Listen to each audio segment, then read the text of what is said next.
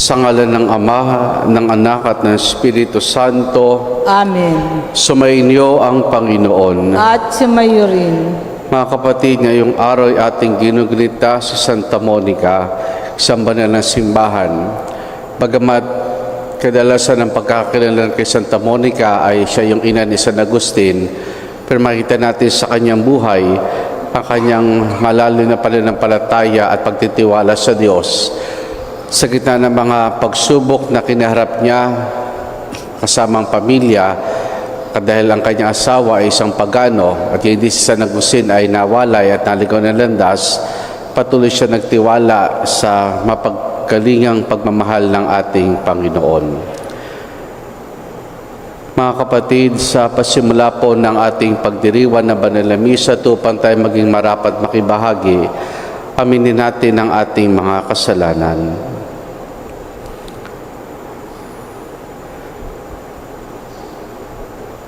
Inaamin ko sa makapangyarihang Diyos at sa inyo mga kapatid, na lubha akong nagkasala sa isip, sa salita at sa gawa at sa aking pagkukulang.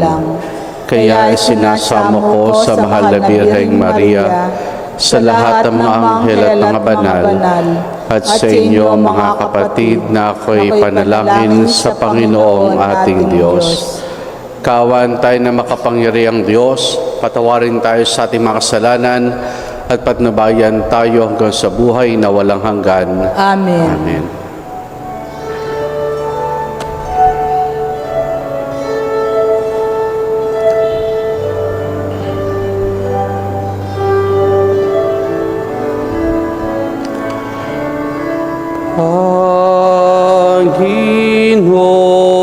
Panginoon, kahawan mo kami.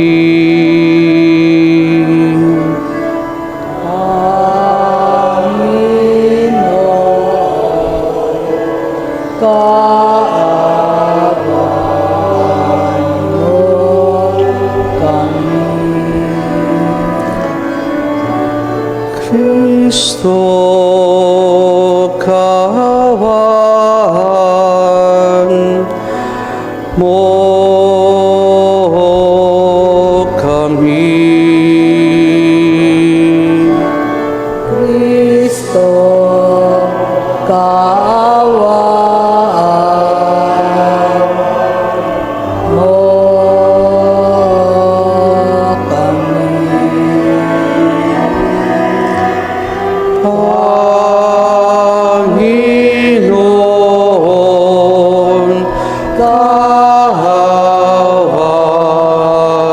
mo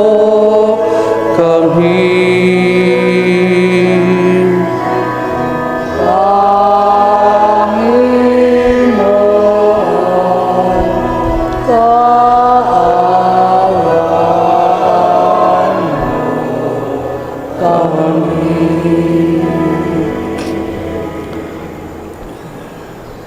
Manalangin tayo. Ama naming makapangyarihan, dinaramayan mo ang mga nagdadalamhati. Ang matimyas sa pagluha ni Santa Monica ay tinagon mo ng pagbubunsod na magbagong buhay sa Agusting anak niya.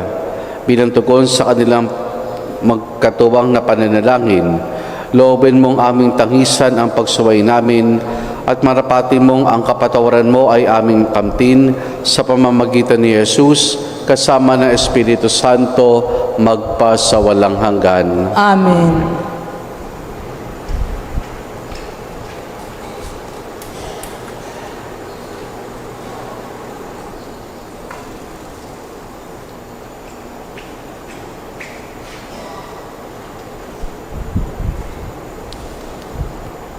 Ang salita ng Diyos mula sa ikalawang sulat ni Apostol San Pablo sa mga taga-Tesalonica.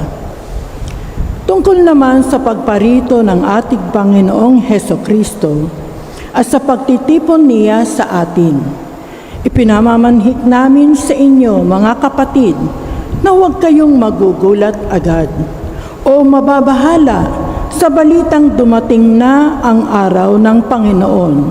Huwag kayong maniniwala kahit sabihin nilang ito'y hula o pahayag o kaya'y sulat na galing sa amin.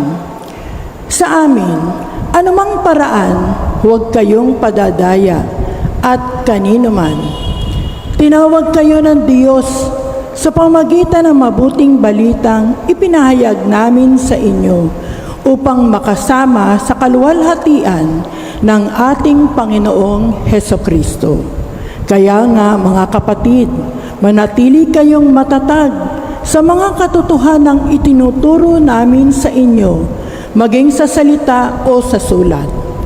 Aliwin nawat kayo ng ating Panginoong Hesukristo at ng ating Diyos at Ama na umiibig sa atin at sa Kanyang habag ay nagbigay sa atin ng walang pagbabagong lakas ng loob at matibay na pag-asa. Bigyan nawa kayo ng matatag na kalooban upang inyong maipahayag at maisagawa ang lahat ng mabuti. Ang salita ng Diyos. Salamat sa Diyos. Tugon sa Salmo, Panginooy paririto upang hatulan niya tayo. Panginooy paririto upang hatulan niya tayo. Panginooy siyang hari, sa daigdig ay sabihin, sanlibutay matatag na, kahit ito ay ugain. Sa paghatol na nilikha, lahat ay pantay sa paningin. Panginooy paririto upang hatulan niya tayo.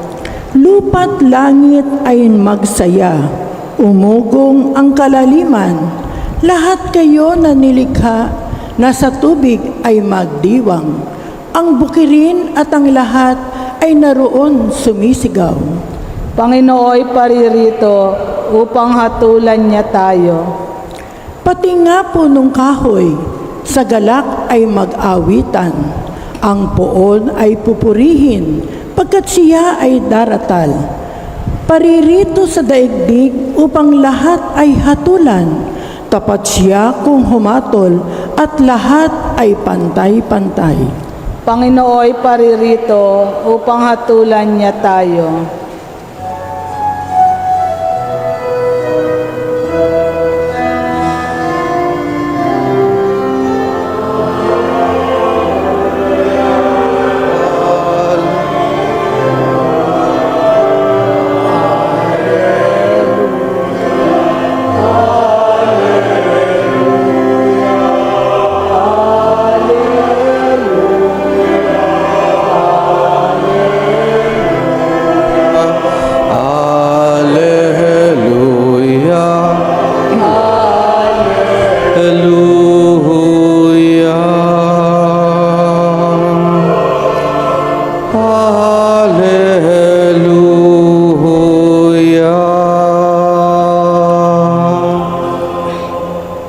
Sumainyo ang Panginoon. At sumayo rin. Ang mabuting balita ng Panginoon ayon kay San Mateo. Papuri sa iyo, Panginoon.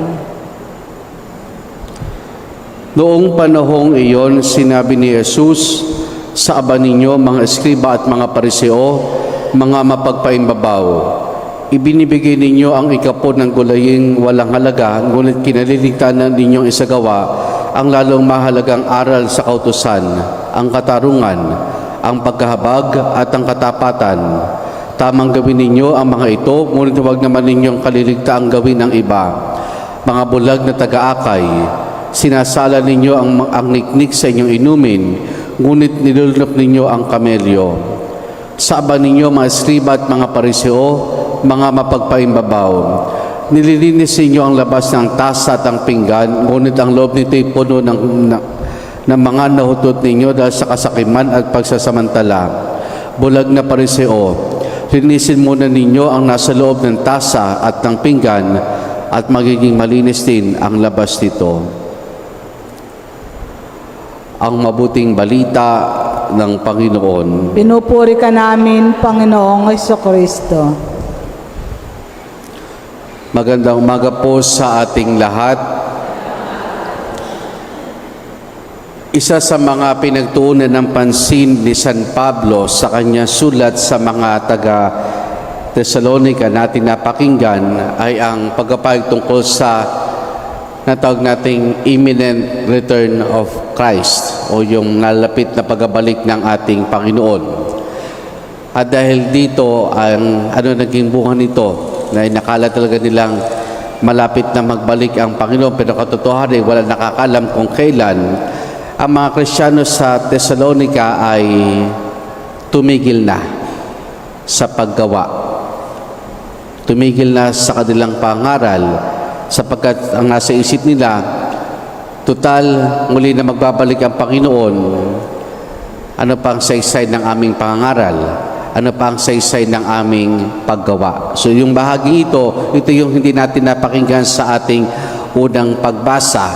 Kaya sa gitna ng ganitong sitwasyon ng mga Kristiyano sa Thessalonica, ay pinalalahanan sila ni San Pablo. At dito rin mga kapatid, ang siyang paalaala sa bawat sa atin sapagkat tayong lahat ay patuloy pa rin naghihintay sa muling pagbabalik ng ating Panginoon. At dito, dalawang bagay ang kanyang sinabi sa mga taga sa Thessalonica at yun din sa bawat sa atin tungkol sa, sabihin natin na paghahandaan natin sa muling pagbabalik ni Jesus, kundi ito para rin sa kabutihan natin dahil ito yung dapat na ginagawa ng bawat isa sa atin. Yung una ay yung lubos na pagtitiwala sa Diyos. Lubos sa pagtitiwala sa Diyos.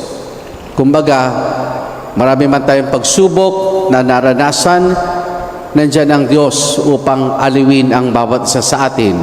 Marami man tayong luha na nilabas, nandyan ang Diyos para tuyuin ang ating luha. At dito makita natin, ito yung magandang aral din tinuturo sa atin sa buhay ni Santa Monica. Sabi nga sa Santa Monica, napakaraming iniluha para sa kanyang pamilya. Ang kanyang asawa, isang pagano, si San Agustin ay nawalay, naligaw ng landas.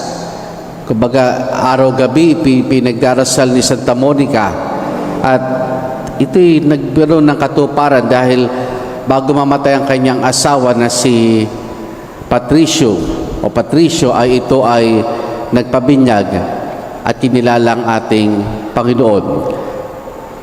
Medyo nagtagal lamang ho siya kay San Agustin. Sinundan pa niya ito sa Roma upang ito ay akayin pabalik sa ating Panginoon. Pero hindi man ho nabigo si Santa Monica. Dahil si San Agustin, bagamat naligaw ng landas, ay napanumbalik niya sa Diyos. At sabi nga, sila po pabalik na sa Africa, nasabi na lamang ni Santa Monica ay handa na siyang umuwi. Yung pag-uwi palang tinutukoy dito ni Santa Monica ay makauwi na sa tahanan ng Panginoon. Kaya nung sila pauwi na papunta sa Africa ay namatay naman si Santa Monica. Kaya sa gitna ng mga pagsubok na naranasan natin, katulad ni Santa Monica, patuloy tayong magtiwala, umasa sa Diyos. Nang Diyos, sabi nga sa ating unang pagbasa, ay aaliwin tayo ng Panginoon na umiibig sa atin at nagbibigay sa atin ng habag. Yung pangalawa, na paalaala ni San Pablo sa mga Kristiyano sa Thessalonica ay bigyan nawa kayo ng matatag na kalooban upang maipahayag at maisagawa ang lahat ng mabuti. Matatag na kalooban upang maisagawa kung ano ang mabuti. Ito siguro isa ring paalala sa atin ng Panginoon sa ating Ebanghelyo. Sipin po ninyo, halimbawa, yung anak ninyo, inutusan nyo maghugas ng baso, ng tasa. Sumunod naman, hinugasan. Pero ang hinugasan lang ay yung labas. Tapos inilagay na dun sa paminggalan, tinaob na. Ngayon, naisipan mo magkape, uminom. Pagkuha mo ng tasa, pagkuha mo ng baso, malinis na malinis yung labas. Pero loob pala, madumi.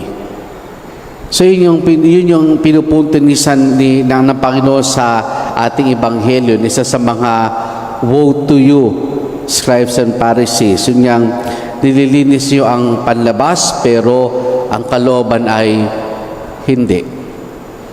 Linisin natin ang ating kalooban at magiging malinisin ang panlabas. Dito ko naisiyog na yung sinasabi ni San Pablo sa ating unang pagbasa na yung sa kalooban. Yung sa kalooban. Nabigyan tayo ng matatag, malinis sa kalooban upang makagawa tayo ng mabuti at may pahayag ang tungkol sa ating Panginoon. Sa panahon ngayon, we focus more on our externalities. Bakit? Una, masyado tayong concerned sa kung anong sasabihin parati sa atin ng tao. Hindi ho ba? Kaya nga, di ba, sigurado ho ako, bago kayo pumunta dito sa simbahan, nag-ayuso muna kayo. Tumingin muna sa salamin ng bahay ninyo. Pantay ba ang kilay? Namumula na ba ang lips, ang labi? Nakapagpulbos na ba? Sa lahat yan ay maayos na ba? Tama naman po yan.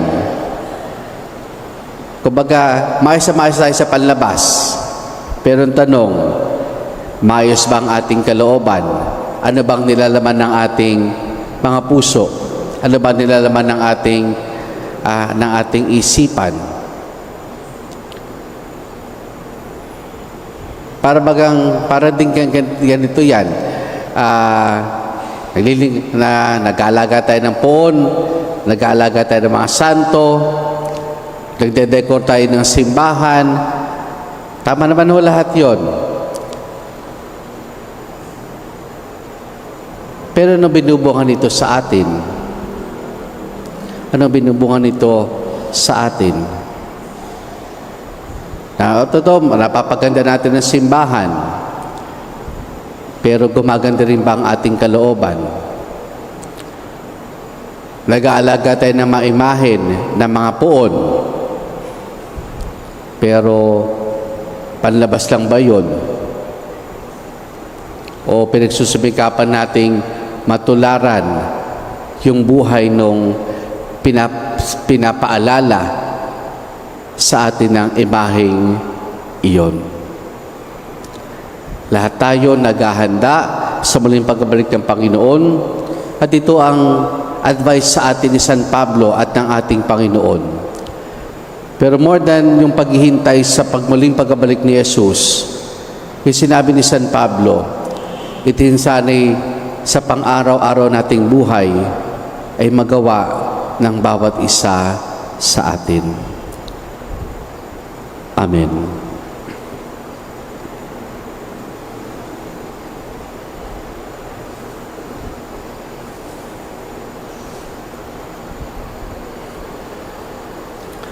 Natitipon bilang bayan ng Diyos, dalhin natin ang ating mga pangailangan sa Ama at manalig tayo na Kanyang pagbibigyan ng ating mga kahilingan. Ating itutugon, Ama, basbasan mo ang taos-puso naming pananalangin. Ama, basbasan mo ang taos-puso naming pananalangin.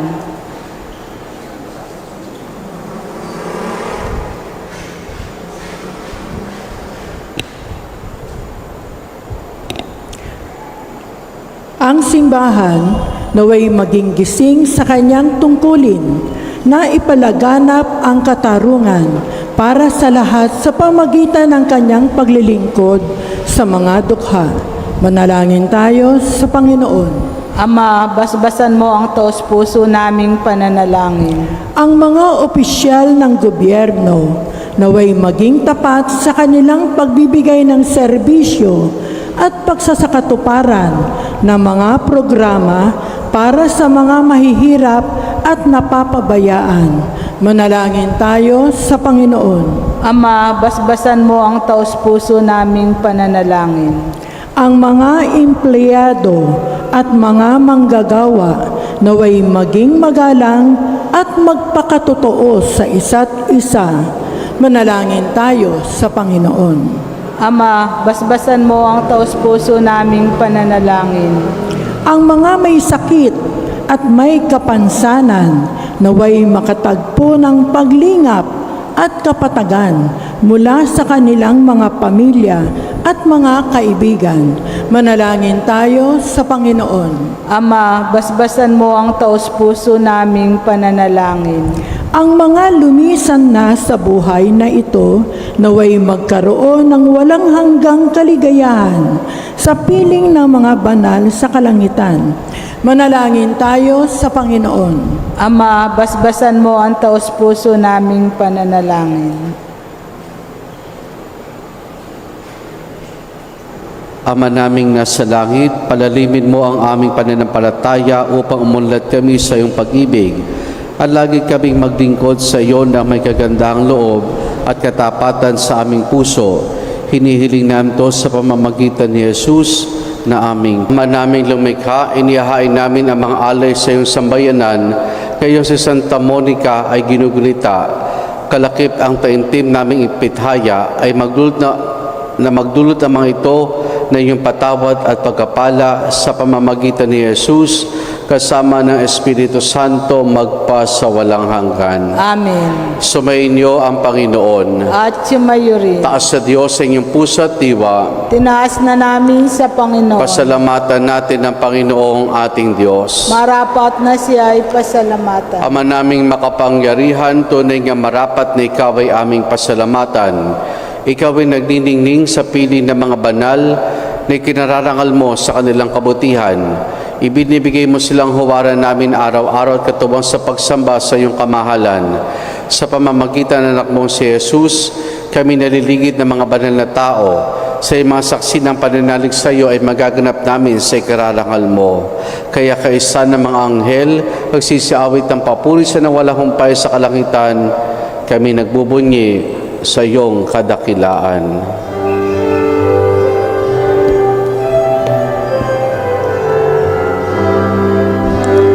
Santo, Santo, Santo, Diyos makapangyarihan, o ang langit at lupa ng kaluwalhatian mo. Hosana, Hosana, Hosana, Hosana, Hosana sa kahitasan. Pinagpala ang naparirito sa ngalan ng Panginoon. Hosana, Hosana, Hosana, Hosana, Hosana sa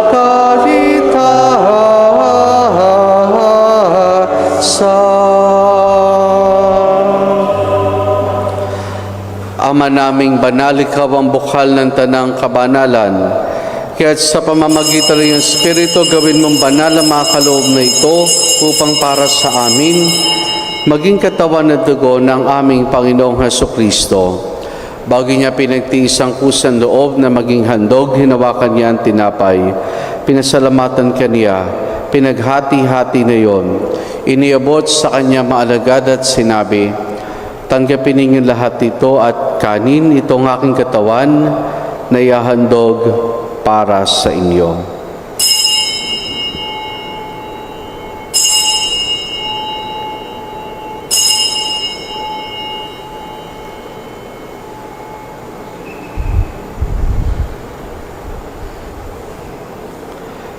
Gayun din naman na matapos ang hapunan, hinawakan niya ang kalis.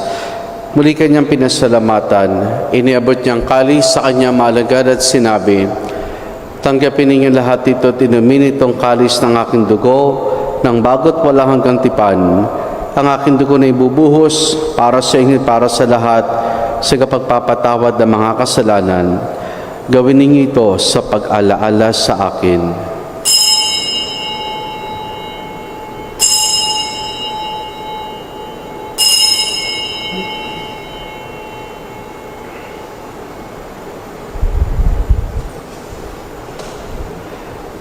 ang misteryo ng ating pananampalataya. Si Kristo ay gunitahin, sarili ay inihain, bilang pagkain inumin, pinagsasaluhan natin, hanggang sa siya'y dumating, hanggang sa siya'y dumating. Ama, ginagawa namin ngayon ang pag-alaala sa pagkamatay at muling pagkabuhay ni iyong anak, kaya tinialay namin sa iyo ang tinapay na nagbibigay buhay at ang kalis sa kakaloob ng kaligtasan. Kami nagpapasalamat dahil kami minarapat at tumayo sa harap mo para maglingkod sa iyo.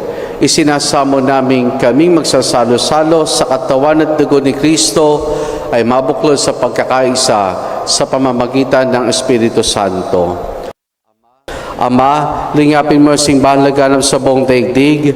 Puspusin mo kami sa pag-ibig kesa ni Leo naming Santo Papa at ideni sa aming obispo at ng tanang kaparian. Alalahanin mo rin mga kapatid naming nahimlay na may pag-asang sila'y muling mabubuhay, gayon din ang lahat ng mga pumanaw at mga kaluluwa sa purgatorio. Kaawan mo sa patuloyin sa iyong kaliwanagan. Kaawaan mo at pagindapati kami lahat na makasalo sa iyong buhay na walang wakas. Kaisa ng mahal na Birheng Maria, Ina ng Diyos, ang kanyang kabiyak ng puso si San Jose, kaisa ng mga apostol ni San Juan Bautista, Santa Monica at ang lahat ng mga banal na namuhay dito sa daigdig ng kalugod-lugod sa iyo. May pagdiwanawa namin ang pagpupuri sa kararangal mo sa pamamagitan ng iyong anak na aming Panginoong Heso Kristo. Sa pamamagitan ni Kristo, kasama niya at sa Kanya, ang lahat ng parangal papuri sa iyo, Diyos Amang makapangyarihan, kasama ng Espiritu Santo, magpa sa walang hanggan.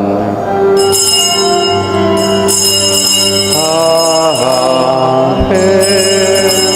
Amen.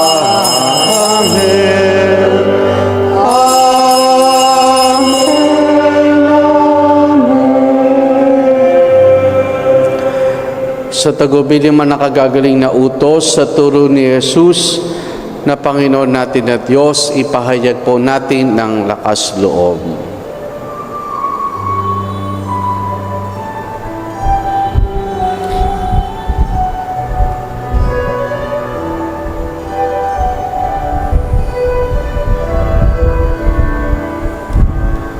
Ama namin, sumasalangit ka, sambahin ang ngalan mo,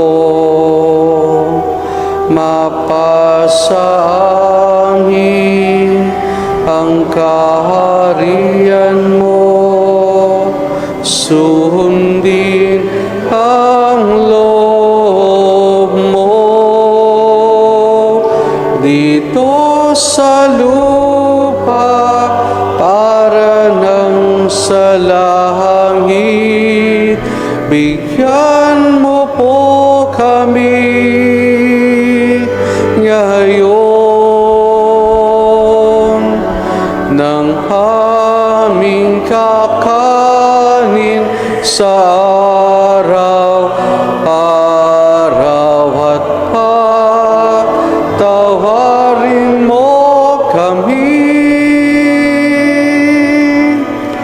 sa aming mga sala para ng pagpapatawad namin sa nagkakasala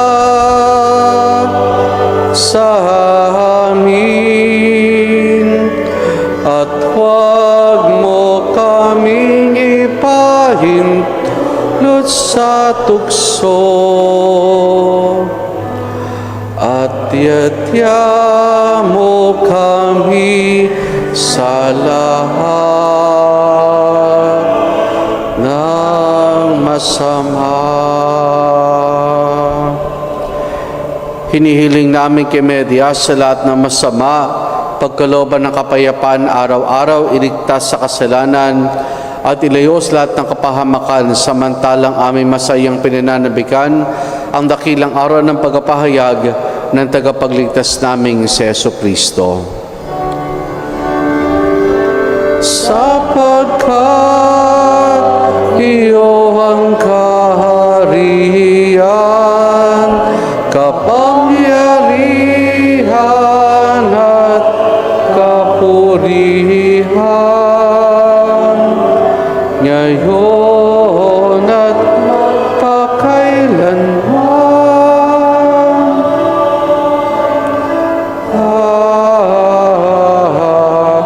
Amen. Panginoong Jesucristo, sinabi mo sa iyong mga apostol, kapayapaan ang iniwan ko sa inyong aking kapayapaan ang ibinibigay ko sa inyo. Tunghayan mong aming pananampalataya at huwag ang aming mga pagkakasala. Pagkalooban mo kami ng kapayapaan at pagkakaisa ayon sa iyong kalooban, kasama ng Espiritu Santo magpa sa walang hanggan. Amen. Ang kapayapaan ng Panginoon ay lagi nawang sumainyo. At sumayo rin. Mga kapatid, maghangad at magbahagi tayo ng kapayapaan ni Jesus sa isa't isa.